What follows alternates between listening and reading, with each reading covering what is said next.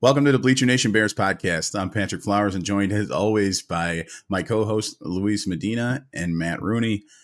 What a wild Monday night in Washington, gentlemen. Again, the decisive score coming as the clock hit zero, this time in favor of the Bears with a Jake Moody 38-yard field goal to seal a 25-24 win over the Washington Commanders in D.C. And we're going to dig into that, but first, a quick word on our sponsor, Obvious Shirts. If you're looking for shirts with personality, comfort, and style, then check out obviousshirts.com. Got my Green Bay Sucks shirt here from Obvious Shirts. We're not Always quite works. at Packers week yet, but I didn't want to wait another month and a half to wear it, so we're breaking it out today. It's never too early to hate on the Packers. It is never too early to hate on the Packers. It's a victory Tuesday, not a victory Monday, but nonetheless, we are 3-0, gentlemen. The Bears are 3-0 since the relaunch. Good vibes. We're back. We're back. Definitely. I don't think there's a coincidence there. Why didn't we do this earlier?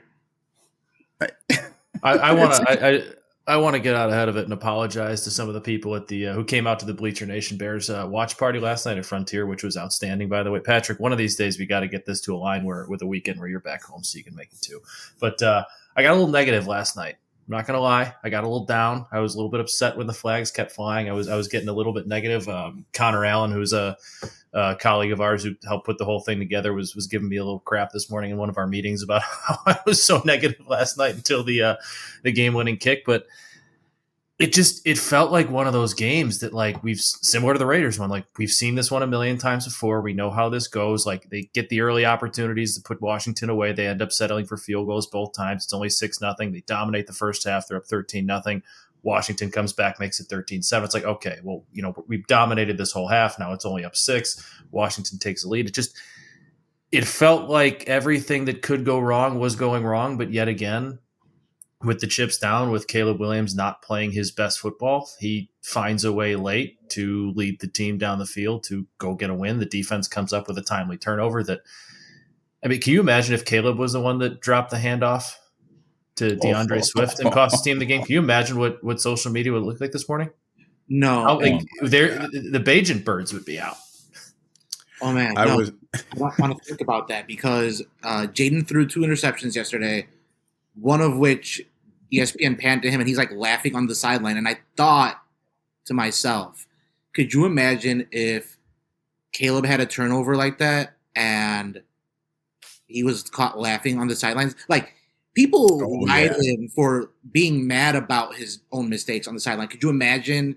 No, I don't want to think about that. And I didn't think you were that negative, Matt. Don't be too hard on yourself. I thought you were fair and objective. This is a new version of Matt that I don't like, because Matt was the guy who was forever endlessly optimistic, predicting before the game starts, before the season starts. I'm optimistic, but once we actually get into the game, once we get into the trenches, I can't, like, with this team at least. I'm kind of like, man, something's going to go wrong here. What's going to go wrong? And then things start going wrong. Like, I'm not a conspiracy theory refs are throwing a game, and I'm not saying that's what happened, but holy hell, it just seemed like every time the Bears had a big play, there was a flag that came out that the roughing the passer on Jaden Daniels was soft. The offensive pass interference was soft. The illegal formation was incredibly questionable, and they even threw the flag after, like, when Caleb was throwing the ball, not even right at the snap, which doesn't make sense for illegal formation. Everything just seemed like it was going wrong last night. It was another going to be a Jaden Daniels is better than Caleb Williams narrative game because things just kept going Washington's way. I think that's why I was the most frustrated, because Caleb wasn't playing terrible. He wasn't playing great. Jaden Daniels wasn't playing great either. He wasn't awful as well. I know he's really efficient early on, but, like, it just felt like another here we go again. Like, here's the narrative, even though that wasn't really the whole story. I can't really disagree with you too much, because there was a point in that second half where I told my wife, if we lose this game, I'm calling in sick to work tomorrow. Luis are on their own for the show. It's like, I'm not talking about another heartbreak in Washington. Well, look, guys, this is why the Bears hired Ben Johnson, and this is why the Bears drafted Caleb Williams.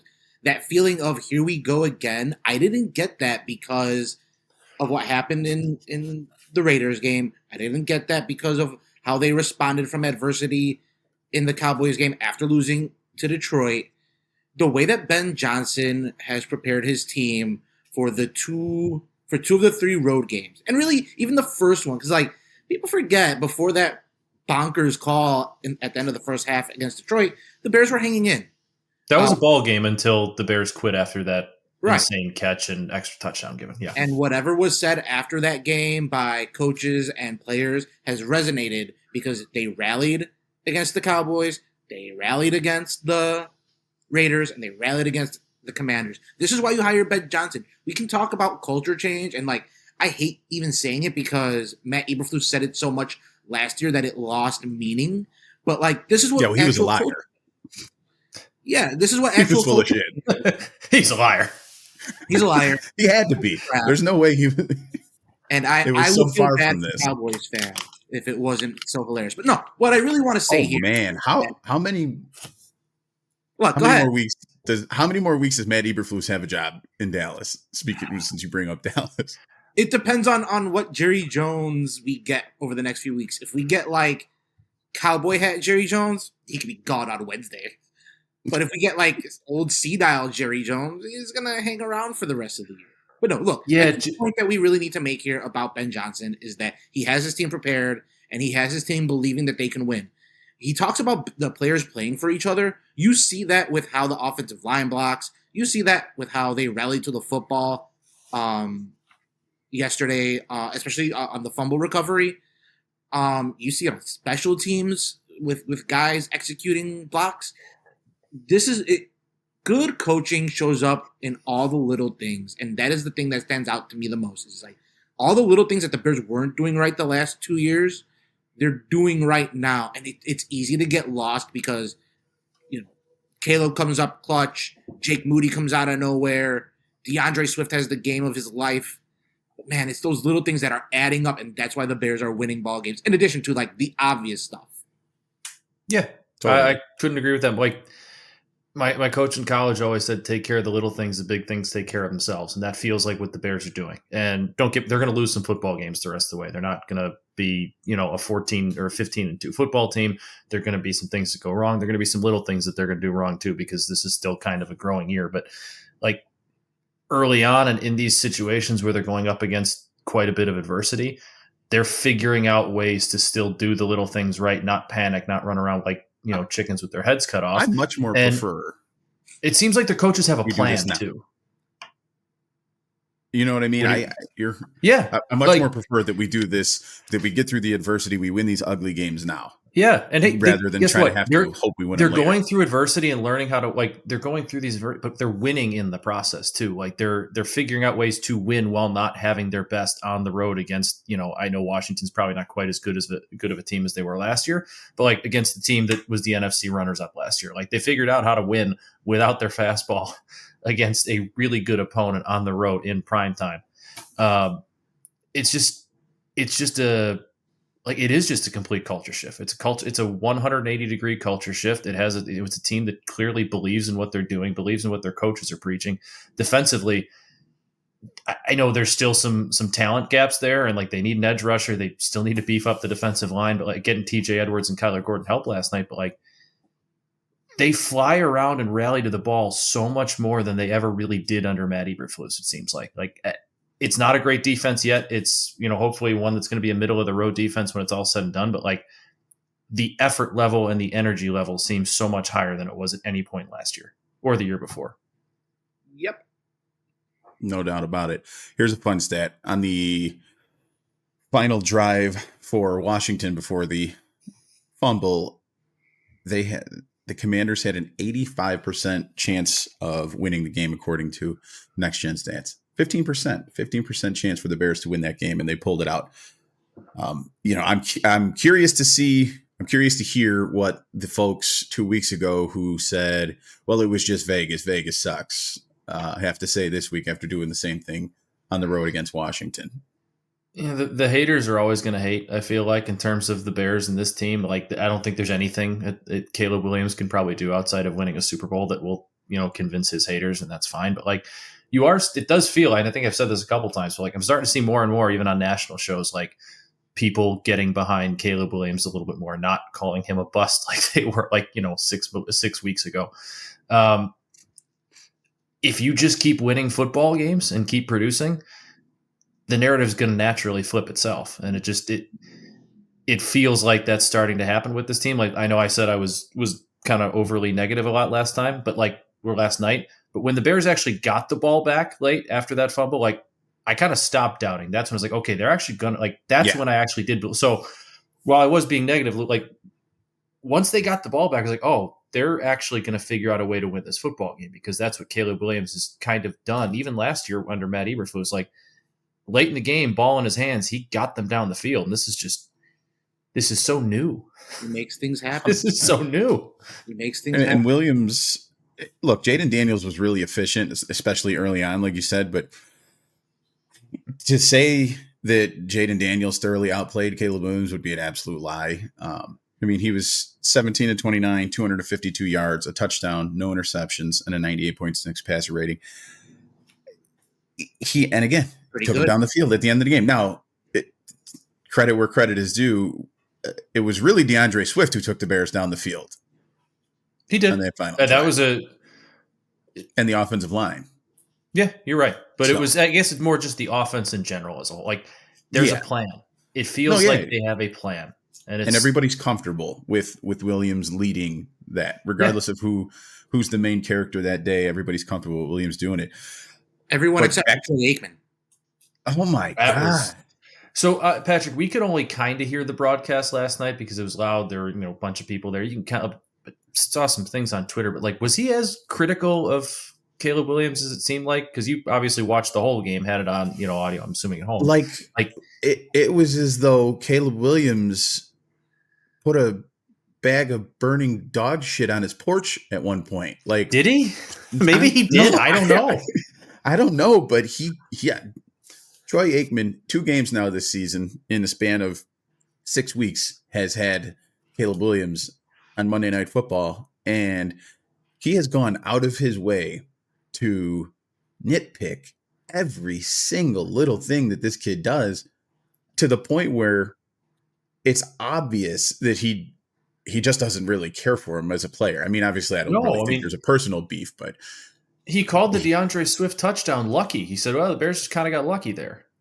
Like, what? Yeah. It was a nice pass down the sideline. DeAndre Swift broke a tackle and went. Yeah, like, where's the luck? And then I think he said when Jaden Daniels fumbled the ball, he just kind of blamed it on the weather. It's like, oh, well, it's yeah. Dude, he was. It's not like he misjudged the snap and it slipped out of his hands. He had it and went to go hand it off and just dropped the football. Like, he messed up. Dude dropped the football.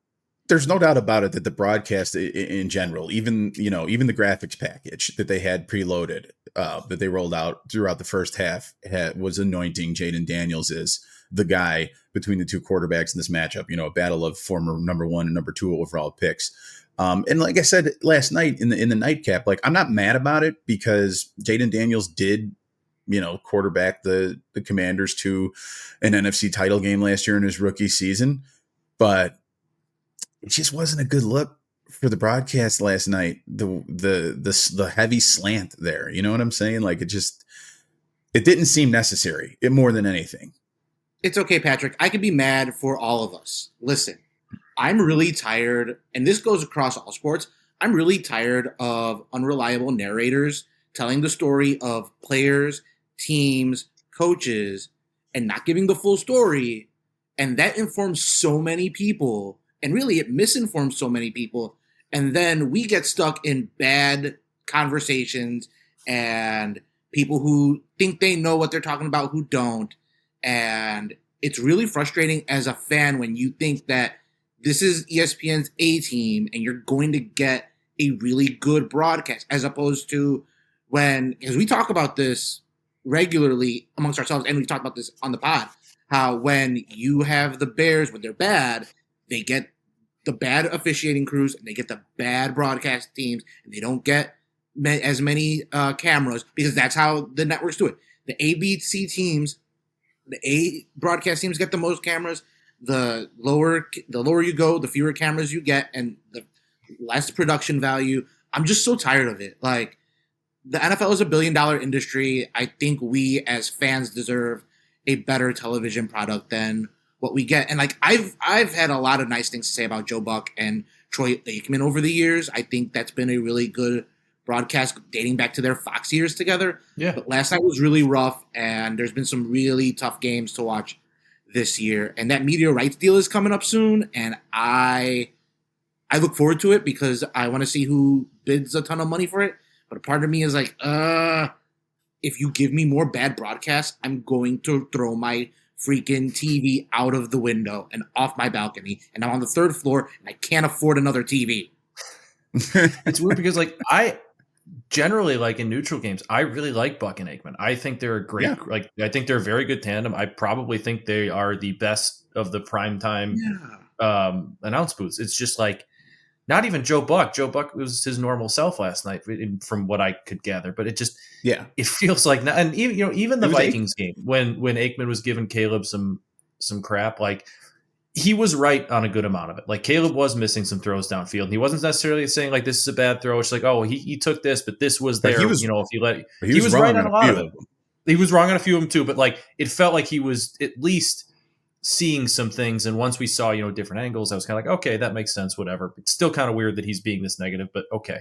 Last night just literally felt like he had an agenda to go out and rip Caleb Williams and promote Jaden Daniels as best he could, which is, I don't understand it. And maybe I thought maybe that was us being sensitive to Bears fans, but like even because we're Bears fans, obviously, but like notable, like neutral accounts that aren't Bears or Commanders affiliated were also like, what did Caleb Williams do to Joe Buck or do to Troy Aikman? I saw somebody on Twitter this morning put together a whole thread of I gotta find that of Aikman. I'll try to find it and send it to you.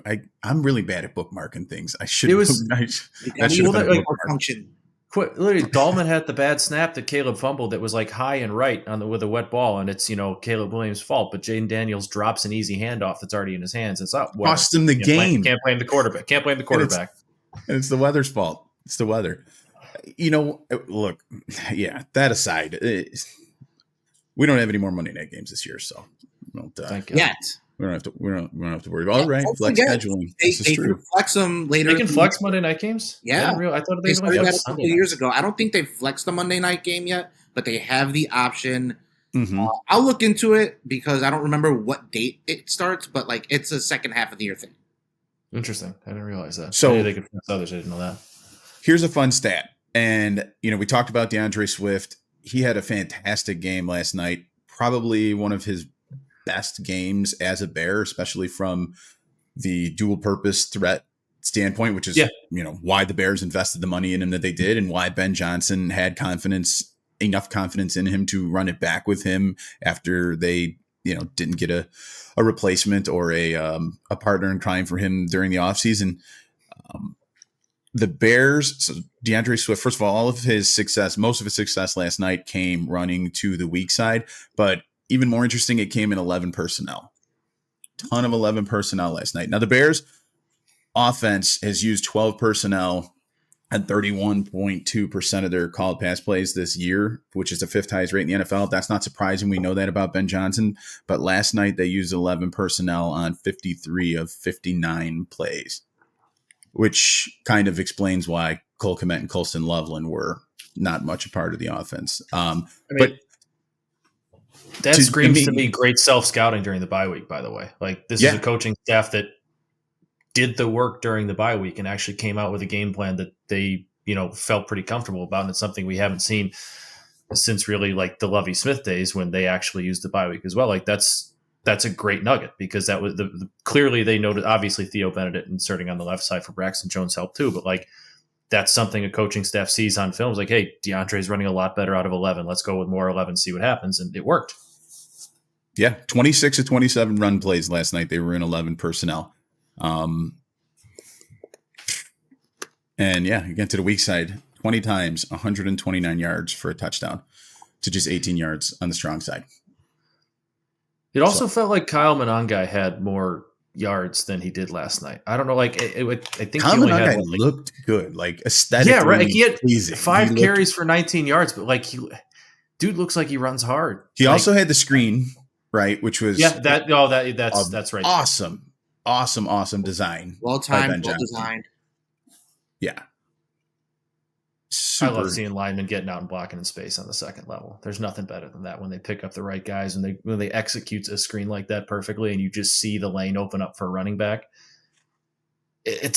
And the Bears offensive line is doing that. It's that I still have to go back and watch the tape and all that, because obviously last night at a bar, you're not watching the game even super closely, but like Joe Thuney, I thought was outstanding. I think his PFF numbers backed that up as well. Darnell Wright was really, really good. Theo Benedict, I thought, did a very admirable, solid job at left tackle, was clearly better than Braxton Jones and helped the running game.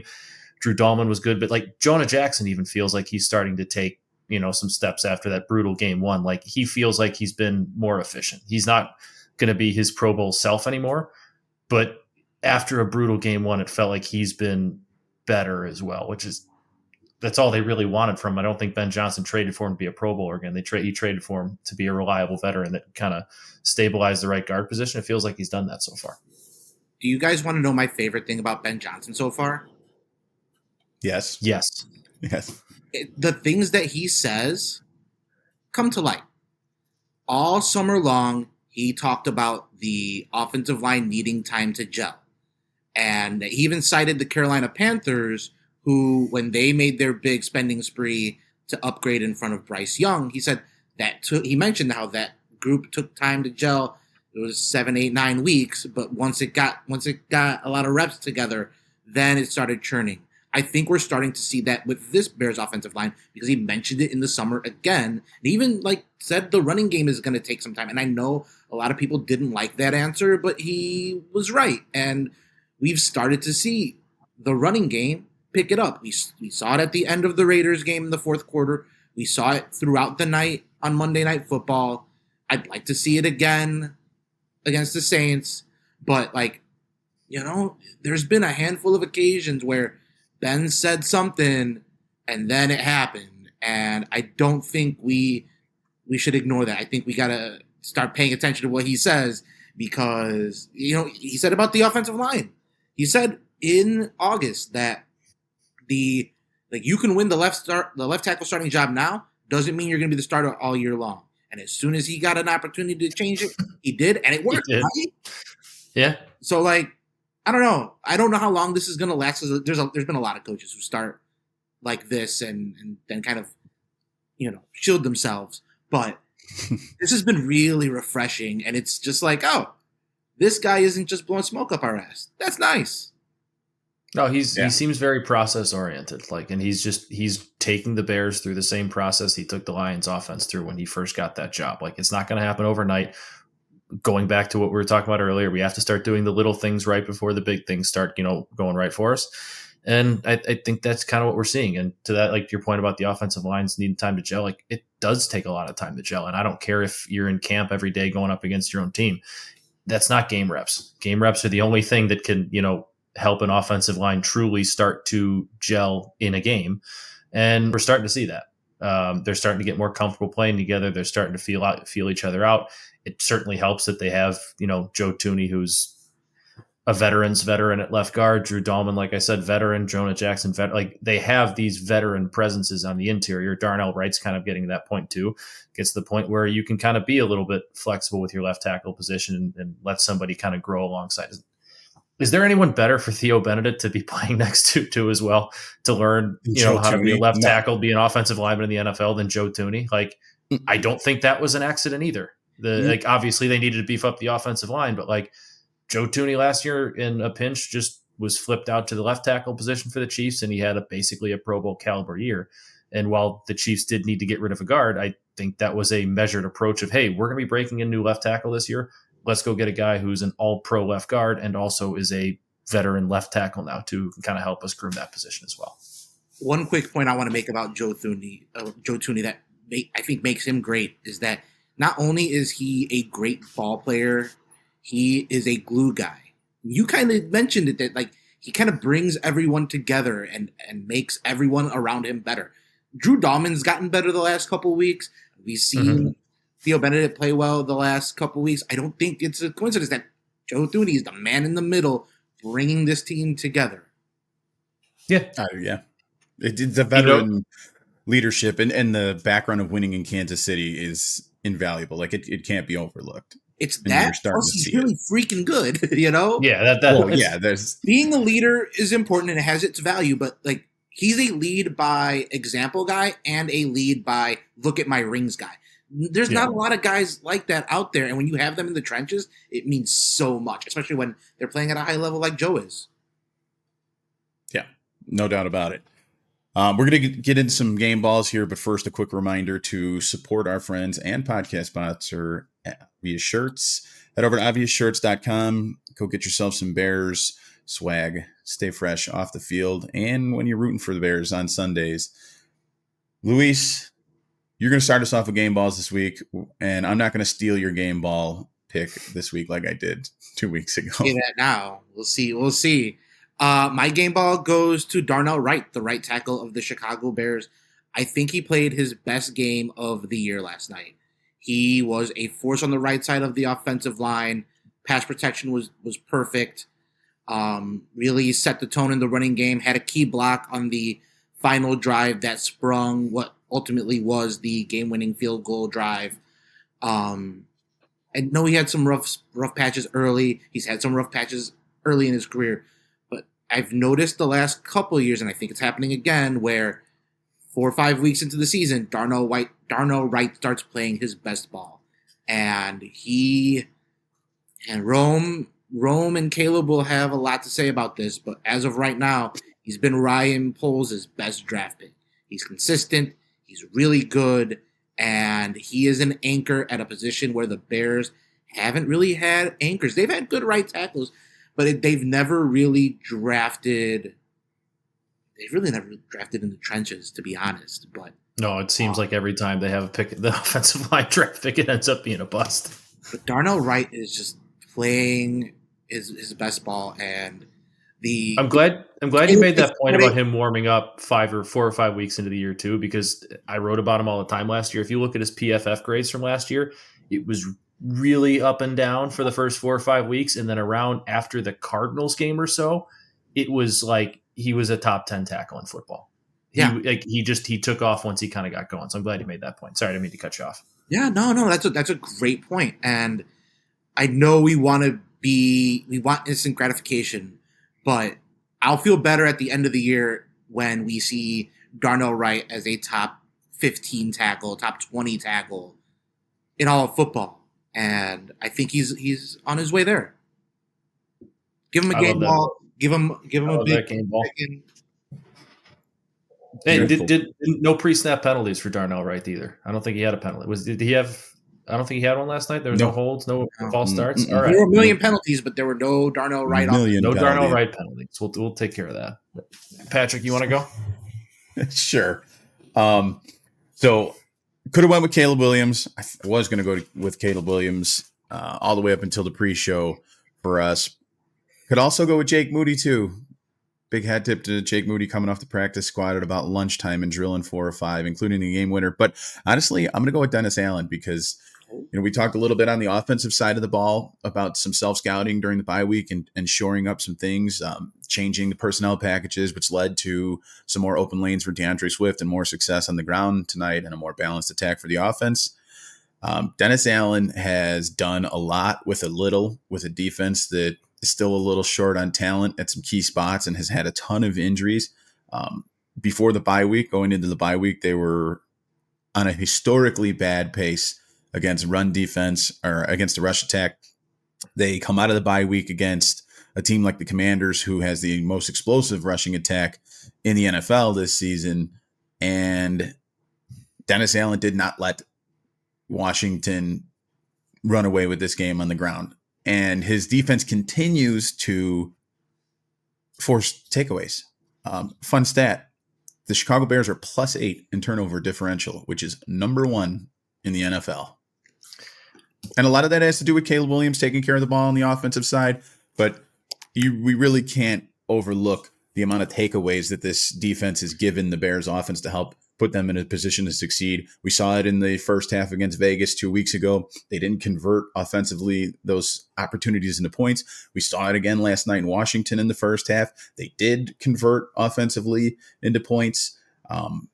It's just Dennis Allen has just done a really, really, really good job with this defense, all things considered, through the first month and a half of the season. So I'm going to give the coordinator some love and throw him my game ball for this week. Yeah, having a +8 turnover differential just 5 games into the year, obviously it means Caleb's playing well and protecting the football, but that's a lot of takeaways. That is a lot of takeaways. I think that's a great game ball. I think he's done an outstanding job, like you said, with the Now, it was obviously super helpful getting TJ Edwards and Kyler Gordon back. Those are two not only starters, but two of the better starters on that defense. But I thought he did a phenomenal job last night calling the defense. I'm going DeAndre Swift. He is rightfully so gotten a lot of crap from us, just about anybody that watches or covers the Chicago Bears. I've said for a long time, I don't think he's a true number one running back. I kind of think he's a 1B in a 1A, 1B stable. But last night he ran his ass off. It certainly helps when the offensive line is playing as well as they did, and they did play well last night. But he did well getting in space. He was efficient. He was seeing the holes. He was hitting holes. He was breaking tackles. I don't even think it's up for question. That was his best game as a Bear, unless I'm missing something from the last 2 years. I think that was by far his best game as a Bear. And there's a lot of pressure on him. Like, the Bears needed to get the running game going. He's got Ben Johnson, kind of doubling down, believing in him as the true number one back. And he went out and showed out in a really big spot last night. And not to be, I think, underestimated, whatever, I can't think of the word, but it was a very rainy, slippery night last night. And he didn't put the ball on the ground. He protected the football, which is incredibly important as well. We're talking about turnover margin. We're talking about Jaden Daniels dropping a handoff to lose the game. He didn't put the ball on the ground last night, again, unless I'm blanking on something. But I thought he was in a pressure spot when he's got kind of his back up against the wall, when he's got people knocking down the door for his job, and Kyle Monangai and even Roshan Johnson getting some carries last night. He had his best game, and the Bears do not win last night without him, without a doubt. I can say without a doubt that was the best performance by a Swift in the month of October. Oh, no, you guys don't like the new album? Stop it. I went there. Yes.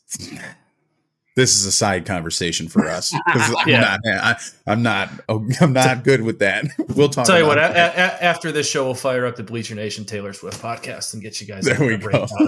I'm glad we are giving DeAndre Swift his love because, one, deserved it. Two, you can tell. I don't know if you guys caught the middle of the night Ben Johnson post game hype. I did this morning. Did you see the DeAndre Swift? You could tell that, like, he takes it personally when he doesn't play well.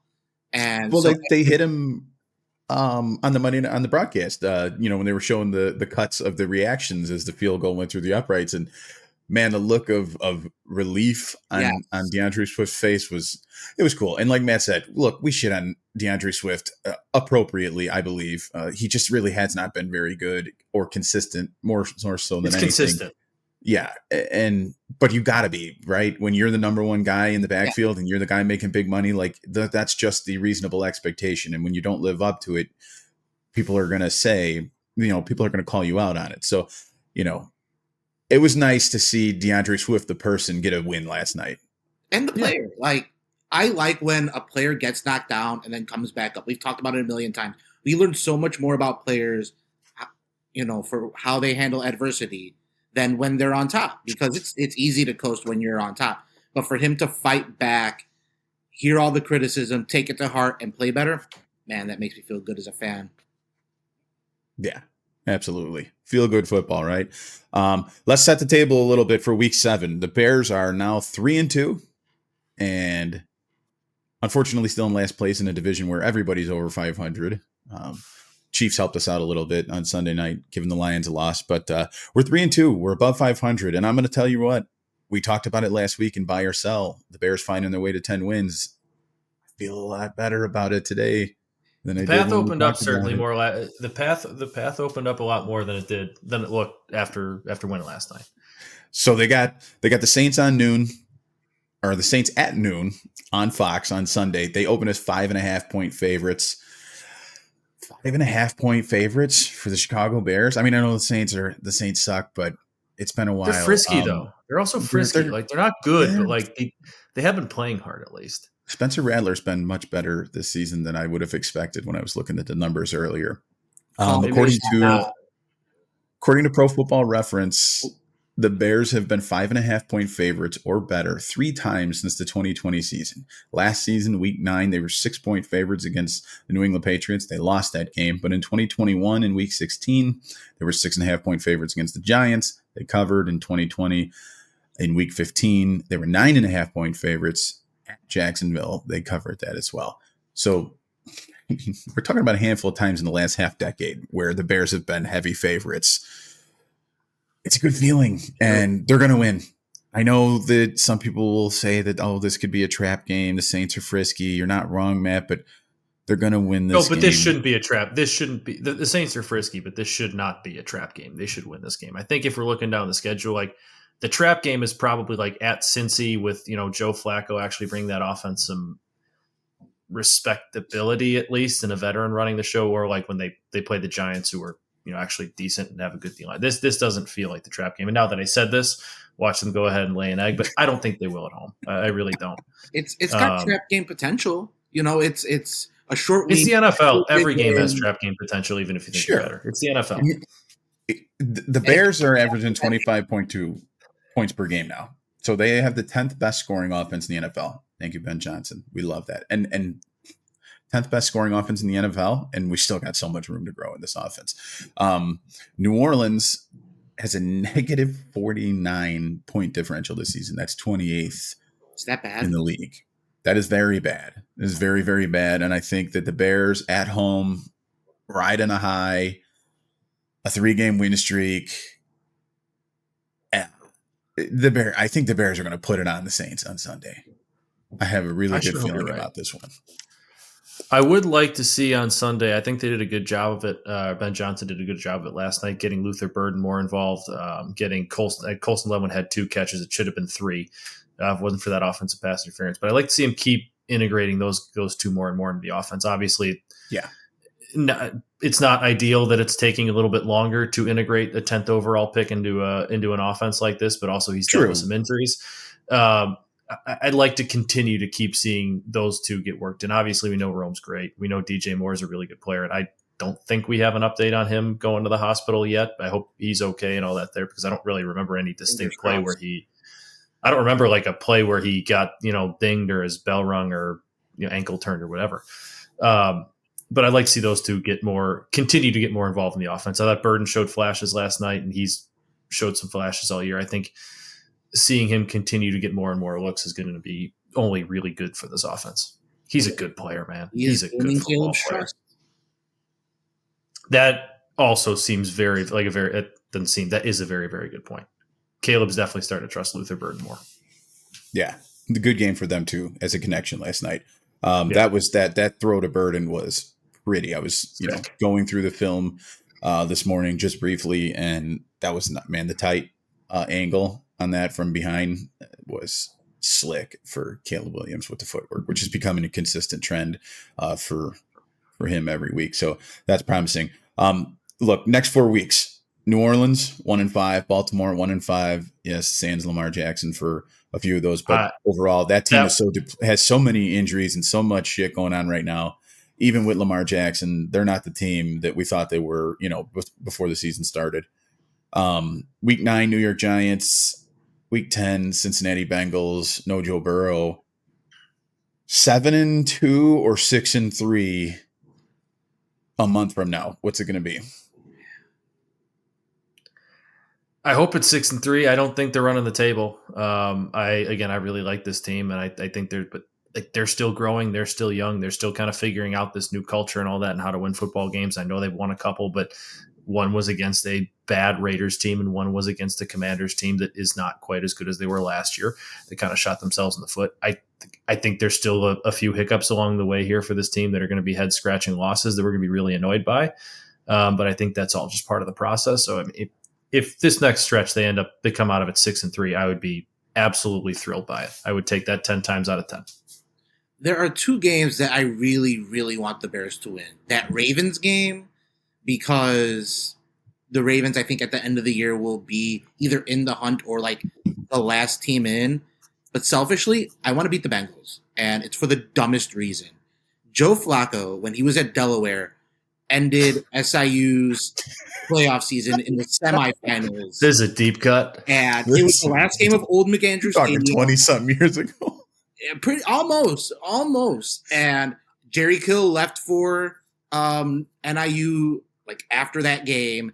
I still harbor ill will to Joe Flacco because of that game. So I just need the Bears to absolutely cream him and beat the crap out of the Bengals. Beat the Bengals, beat the Ravens. Let's get to 6-3. But like those 2 wins would make my soul feel good. Yeah. I mean, I'm good. I think that I take 6-3. I think you're right. 3 right. out of the 4 and are 6-3 on the other side of that, which they need to be. They're going to need some cushion going into, the second cycle of NFC North opponents, the double dip with the Packers. They're going to need some cushion there. Although, like we said, honestly, Minnesota we should have beat them. They should have beat them in week 1. So I'm confident that they can beat them. Detroit, we already talked about this last week. Ben Johnson is going to be going for lives on that opposite sideline the next time they play. They will. But Detroit that's the last game of the year, I think. So there's also a chance that Detroit has something locked up at least, or might not be playing for anything. Ben's going to be playing for something. That's what that's Rich. I'm not saying he wouldn't. I'm saying that might go in our favor. Though, if there is somehow like a situation in that game where the Bears are playing for the last wild card spot and the Lions have locked up their positioning, there's no way Dan Campbell's still not going all out to win that game and keep Ben Johnson out of the playoffs. Oh, that's not a we're playing the starters time in the playoffs. Yeah, there's not a we're playing starters for the first quarter and bringing everybody else in. It feels like he would go all out to keep Ben Johnson out of the playoffs, and 100%. Vice versa if the roles were reversed. That's just how those 2 guys' brains are wired. No doubt about it. Having a coach like that. It's a 180-degree difference when you think about where they were a couple years ago with Matt Eberflus just going with a vanilla program when you could have knocked out the Packers. Sure. Speaking of vanilla, did you catch Ben Johnson's interview coming out of halftime last night? Yes. No, is he overly respectful? Very robotic, very respectful. Very cautious.